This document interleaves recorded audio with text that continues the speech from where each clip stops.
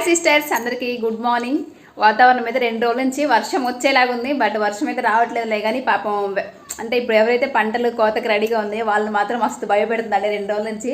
మరి మొత్తానికైతే ఈ వర్షం ఎప్పుడు వస్తుందేమో తెలియదులే. కానీ అట్లుంది. ఈరోజు కూడా క్లైమేట్ అయితే మస్తు కూల్గా ఉంది. సో పిల్లల్ని అయితే ఇంకా పంపించేసిన అనమాట. ఇంకా టిఫిన్ చేసేసి పంపించేసిన. వంట చేయాలి. ఈరోజు దోసకాయ చట్నీ చేద్దామని ఇక్కడ రెడీ చేసిన. ఇంకా పిల్లలకైతే కడిగి మన టైం లేదు స్నాక్స్ పెట్టడానికి. ఇంకా వేరే స్నాక్స్ అయితే పెట్టి పంపించేసేసిన అనమాట. ఒక్కసారి కిచెన్లోకి వెళ్తే మాత్రం ఎట్లుంటుందో చూపిస్తాను చూడండి. మన కిచెన్లో చూడండి ఎట్లా వెయిటింగ్ చేస్తున్నాయి గిన్నెలు.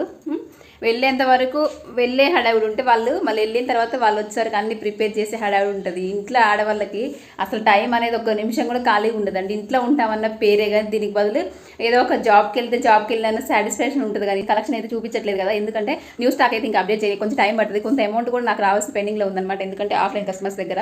సో అందుకని న్యూ స్టాక్ అప్డేట్ చేయడానికి కొంచెం టైం అయితే పడుతుంది. ఓకేనా. స్టాక్ అయితే